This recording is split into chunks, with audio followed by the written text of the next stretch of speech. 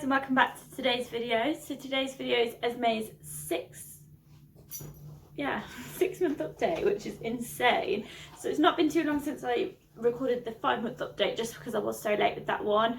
But yeah, Esme is almost 7 months next week, so it's about time that I did film this 6-month update and get it uploaded. I'm in a completely different setup today. I'm downstairs. Obviously I've got the dogs and Esme. Esme's in a bit of a grumpy mood this morning, aren't you? Or this afternoon, should I say. It's just gone 12. So hopefully we can get this video done without her being too grumpy. So basically, I do these every month. I've been doing them since she was about 3 months old, just because that's when I initially started my channel. So I'm just basically talking about the things that she's been doing, the things that she's learned, a bit about her condition as well. So if you don't know already, she's got PRS sequence cleft palate. Yeah, and obviously she is NG tube fed, if you can't already see. We are a bit far away from the camera today, so hopefully you can see clearly. But yeah, she does have her feeds by an NG tube and has done since birth. So today we are talking about the 6th month of Esme, aren't we? So she is so big.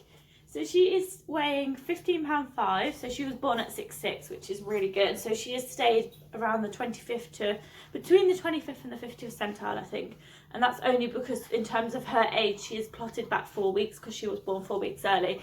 So in the graph, she is, yeah, they basically plot her as if she was 4 weeks younger than what she is, just in line with her weight. So in terms of that, she is on around the 25th centile for weight. So she is still in 3 to 6 month clothes, but recently I've been putting her in 6 to 9 months clothes just because her Christmas outfits are all 6 to 9. She is pretty tall, so she's quite tall for her age. So a lot of things in 3 to 6 were getting quite short in the legs. Also, like sleep suits and stuff like that were beginning to get a bit short. So I just ended up moving her up clothes sizes, to be honest. There is bits in 3 to 6 that she still wears, but mostly we're in 6 to 9 now, just because it's just more convenient. I just had a big cut out of her drawers and just to put everything that was washed and fresh in 6 to 9 in there ready, just so we can just use one size now. There is still bits, I think I've got one 3 to 6 drawer that I'm still using for things that I really like dresses and stuff that she's not growing out of. And in her wardrobe, we're still using the 3 to 6 clothes, which are all dresses and dungarees and stuff, because they're fine, they're quite long, so they fit perfectly, don't they, Esme? In things like jackets as well, she does still wear like 3 to 6 jackets. She did wear her 6 to 9 snowsuit yesterday, and there was literally like that much room in the bottom of it and in her arms and stuff as well, so there was loads of room for her to grow, which is perfect because obviously it's December now, so she's going to get a good few months of use out of that over like the winter months, aren't we, Esme? So this morning we had an appointment at one of the big hospitals, and it was basically to see whether Esme has Stickler syndrome. So Stickler syndrome is basically like a genetic condition linked to PRS. So it basically causes issues like, I think, to do with like hypermobility and like arthritis in joints and muscles, eye problems, stuff like that. So basically the hospital said today that she's got no sight problems, which is perfect. They've also said that she is very unlikely that she has Stickler syndrome, so that is a massive relief for us, because obviously we were really worried about that. If you don't know what Sticklers is, I did briefly explain, but just Google it. It's basically, you can sometimes tell it's to do with like face, like you can tell through their facial, I don't know, like makeup. So I think it's if they've got like a really like no bridge of the nose or whatever. So Esme's bridge of the nose is quite small. There is a bridge of the nose there, but it's always been quite small. So I always did think maybe she did have it because there's not too much of a noticeable bridge. But yeah, they're saying that they're pretty certain she doesn't have it. But they will be doing a further checkup when she's 1, just because it's better just to be safe than sorry. So they're going to be checking her again next year, aren't they, Esme? Just to make sure everything is still fine, and obviously her sight is still fine too. So that's another hurdle that we've jumped over and that we've sailed through, haven't we, Esme? Which feels really nice, because it was kind of like looming over us that in December we had this appointment and we were really worried about the outcome, but it's been perfectly fine anyway. Not that if you have sticklers it's not a massive issue, like there are so many things they can help you with these days, and obviously I presume like medication maybe you could take. I really don't know too much about it, obviously, because Esme has not been diagnosed with it. So that's one of the things. Anyway, in terms of Esme's cleft palate, it's still there. There's not been surgery yet. We did meet with the nurse yesterday, which was the first time we've seen her since Esme was 4 months. So the nurse said that Esme's chin has came forward so much. I don't know if you guys like have watched my previous videos, but it might be worth going back and comparing how it's grown. So I'll see if I can do like a side shot. If Esme's bib's not in the way. So it's literally come forward so much, hasn't it, Esme? She's just looking at herself in the camera.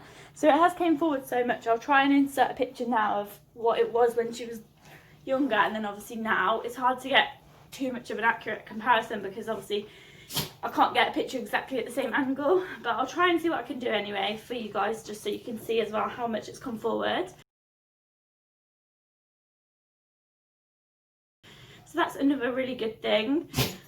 We finally got the results from our sleep study, which was done in like September, October time.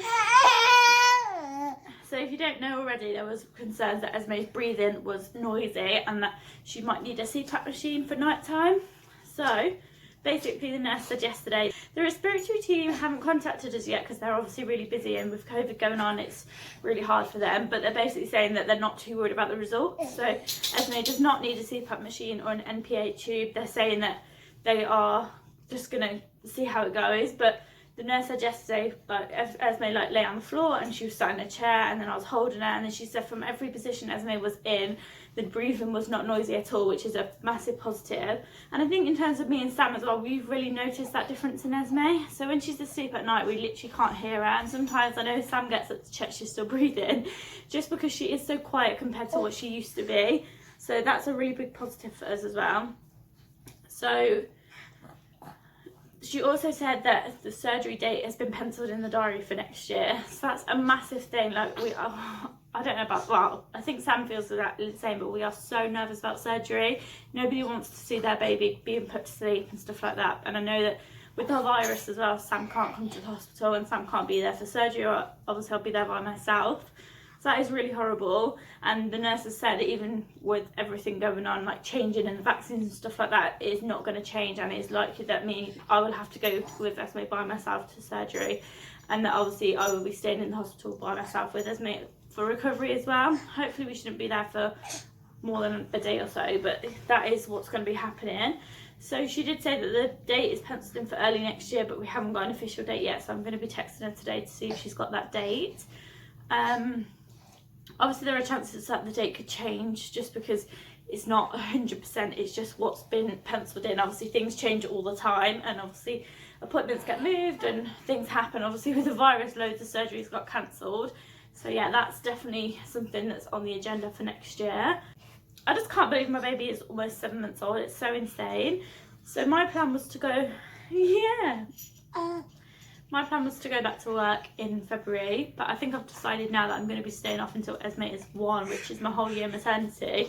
And the reason behind that is because I want to see Esme through surgery. I know that when it comes to surgery, I would have been having time off work anyway, because obviously I've got to go with her to surgery and then she's got to have recovery, so I would be in hospital with her. And we're so worried about sending Esme to nursery. We're just really worried that she's going to be pulling a tube out, and obviously no matter how much training the nursery have, they're not going to be trained on Esme. They're going to be trained, like, I guess on the computer or something like that, and it's just not the same. Like, I'd be really anxious whether they would do things right. And obviously Esme has to sleep on her side, she has to sleep raised, she can't be left alone when she's feeding, because if she pulled a tube out it could be really dangerous during a feed. Obviously this last week things have been really hard with her tube as well, so she has pulled a tube out 3 times. So the main worry is that nursery won't be able to pass the tube anyway. So if the nurses are really late and they can't come and put Esme's tube back down for a feed, I would be getting called out of work multiple times a week to come and put Esme's tube in, because obviously I can do it. So that is something that's been happening. So that is a decision that me and Sam have made, that I will not be returning to work until Esme is 1, and that's when my obviously statutory maternity runs out. But as of I think December, I don't get any money at all from like maternity pay. The pay runs out at like 9 months, so that is not good. But that's something that we're going to have to cross at the end of the day. Esme comes first, and we have to do what's in her best interest, and I think we've both decided that that is definitely in her best interest. I can't imagine putting her in nursery right now. She's definitely not big enough, she's not strong enough, and in the nursery that we were planning to send her to, it would be like a 0 to 2 room, so that would be the baby room. And my worry is that a 2-year-old doesn't understand, and they would of course be curious, and they're going to come over and pull her tube out, And obviously I wouldn't be annoyed at that. I think that that's reasonable to think that a child would do that, because of course they're going to be curious and they're going to think, what's this like purple thing on the end of this tube? They're not going to know, and the nursery have said they can't offer one-to-one, so that's definitely something that's caused a lot of anxieties and stuff. So I'm going to be speaking to my manager about extending my maternity for the whole year. So I think I'm more relieved knowing that Esme is going to be okay, and she's obviously going to be at home, and by the time she does go to nursery she's going to be had a surgery and she'll be absolutely fine to go. So when she does have a surgery, I'll probably do like a whole video of this, but there is worries about her stitches not healing, and if Esme puts anything in her mouth it could cause infections and stuff like that. So that is a massive worry. So it's definitely important for us to be there off work with her at that time. What else has been happening, Esme? So I think I've shown you in previous videos, but Esme can now sit up. She can sit up completely unaided. She's still a bit wobbly in terms of if she's like looking around the room, then she can fall. Only if, if she's looking up, she would fall back. Or if she's looking to the side, she would fall to that side. It's not all the time, and she has, like, we go to a baby group on Friday and she sits for the whole session. She's really good, but it's just if she loses concentration, I guess, or gets a bit tired, she does fall. So she can't be left sitting up, of course.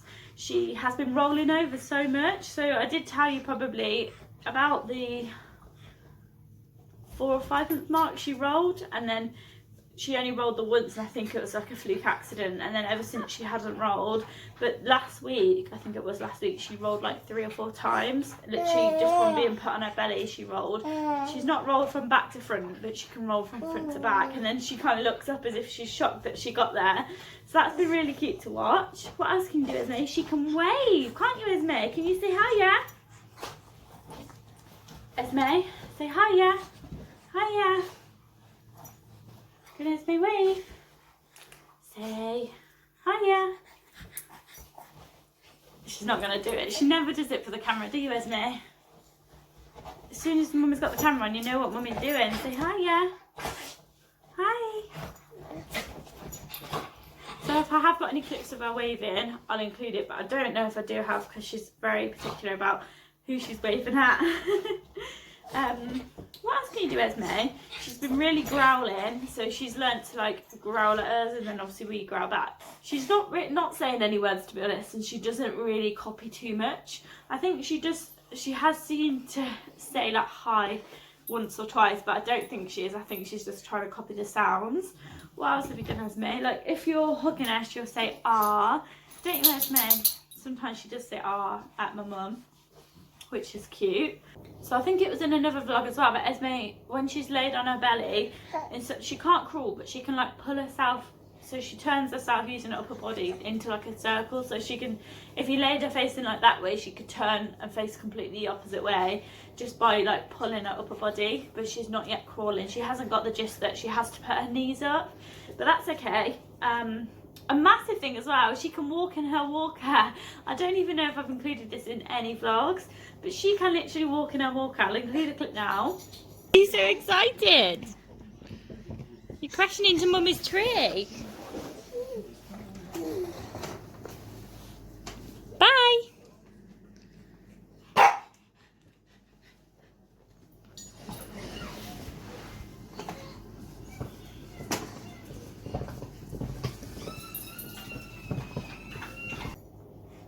So yeah, as you can see, she's literally like going up and down the kitchen for probably like the last week or so. She's sat in a walker and not moved at all. But then yesterday or the day before, she was in it and she was going backwards, then coming forwards and backwards and forwards. And for some reason, like, she just thinks it's so fun, and she's absolutely fascinated by the toys that are on top as well. There's like a little toy that you spin, and she absolutely loves just sitting there spinning it. So that's amazing, isn't it, Esme? You're so clever. She's now sitting in the high chair every day and having dinner. So she's having quite a bit of food really. So she has like a few snacks and meals. And I know that obviously they say from like 6 months you don't have to go full, like all out and give like multiple meals. They say just stick with like a breakfast or a lunch or a dinner. But for Esme, it is really important that we encourage these feedings, just because obviously she doesn't take much by mouth. So it's important for me that she gets food other ways into her mouth. So by giving her things like finger food, she's feeding herself, and it's just important that she's not having any oral aversion and not wanting to put anything in her mouth. So she's doing so well. She loves like crumpets and toast. What else do you like? crisps, like baby crisps obviously, biscuits. So she started doing this new thing. If you saw one of my vlogs when I was eating the Magnum, she started doing that 100%, where she like grabs my hand if I've got anything in my hand. So if I'm eating something, she grabs my hand and puts it into her mouth. The dogs are play fighting. So what else can you do, Esme? You're so clever. I'm trying to think of what else she's done in the 6 month mark. What else have you done, Esme? She's definitely developed a sweet tooth without us trying. She literally, like, if I don't give her some food, she screams, and I mean like screams the place down until she's got what she wants, don't you? She can now, she's been doing this for a while, but she can put her dummy in and pull it back out. She's still got no teeth, so that's quite sad, but she's seeming to endlessly teeth. So most nights she's like crying as if her gums are hurting her, she's chewing on everything, her cheeks are red, she's dribbling, but there's just no teeth. So I think that when she finally gets a tooth or something, they're going to come through like more than one at a time. What else are you doing, Esme? So I think I touched on sleep in my 5 month update, but it's definitely been a bit of an issue. So I think during the 5 month mark or start of the 6 month mark, she was amazing. Literally, she was going down in her cot upstairs and she was having like a 2-hour afternoon nap, and then she was having like say another half an hour later on in the day or half an hour in the morning. She was doing so well, and then at night it got to the point where she was probably at the start of 6 months she was sleeping through the night. So she was going to bed at like 9:30, and I don't know if I've said it in a different video, but we cut out the midnight feeds. So she was going to sleep about 9:30 and she was sleeping through till like 6 in the morning. So then I'd feed her at 6 and then she would go back to sleep till 9. Like, it was absolutely amazing. She's got a tube. Almost ended up like the 5 month update then when she pulled it out. But yeah, so I'd feed her at 9 and then she would get up for the day. So it was so nice. But literally the past, how long ago, me? I think about 2 or 3 weeks ago, it started where it was like a Friday night and Esme literally woke me up about 15 times that night. I think I'd give her like teething gel and stuff, and it's become quite a routine where she has teething gel most nights now, because I think she's just in pain. So I try not to give her Calpol too much as well, but I have been giving her occasionally. So yeah, she woke me up about 15 times that night, and she didn't really nap during the day either, and we were just exhausted. And it's really lucky that it was a Friday night and Sam was off work obviously the next day. So I think we had like a chilled weekend, and the Saturday night she did the same. She woke me up quite a lot of times as well. So ever since then, she's probably slept through the night like once. So she literally routinely wakes up anywhere between 2 and 3 in the morning. So last night I think she was up about 2:30, and when she gets up as well, she does not want to go back to sleep. Like, I have to feed her. Yes, I'm talking about you.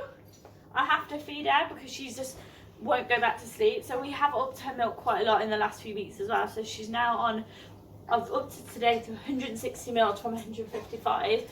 So she's having 3 hourly feeds of 160 mils. And that is literally all day. So, and then at night after her 9 o'clock feed, we stop feeding her, and then if she wakes up in the night, I do feed her, but if she doesn't, then she doesn't feed. So yeah, literally every night this week I've been feeding her between like 2 and 3 in the morning, and the feed takes half an hour and then she eventually goes back to sleep. But it's to the point where she's literally like chatting in the night and like crying and moaning, and she just does not want to sleep. So it's not too good, is it, Esme?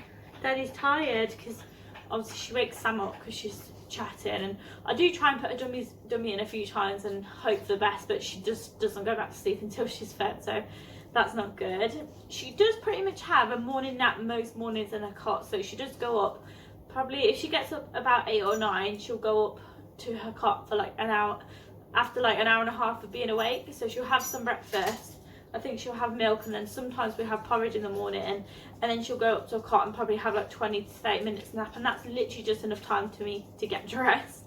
And then in the afternoon, the only way she's napping at the minute really is either on me or if we go in the car or the pram. So we're doing a few baby groups recently, and she's literally napping in the car, and then we get there and then she naps on the way back as well. So I'm literally having no time to myself to do anything or do any jobs or even have a little nap myself or watch telly or anything like that. So it has been really difficult this month, and I feel like people talk about a 6 month sleep regression, and I think it's definitely a thing for us.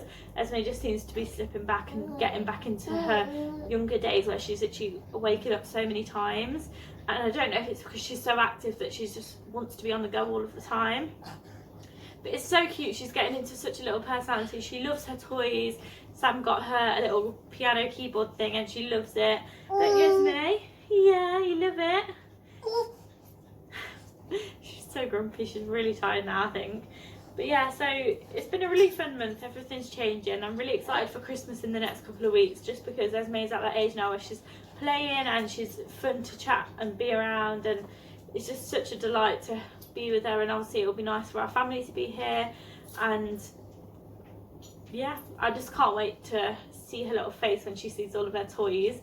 So I think that's going to be all for the 6-month update. I really hope that you like it. We'll be back soon with the 7-month update, because like I said, she is 7 months next week, which is the 16th of December. But I hope that you like it. If you did, please give it a like and subscribe, and we'll see you in the next one. Bye guys. Should we say bye? Say bye.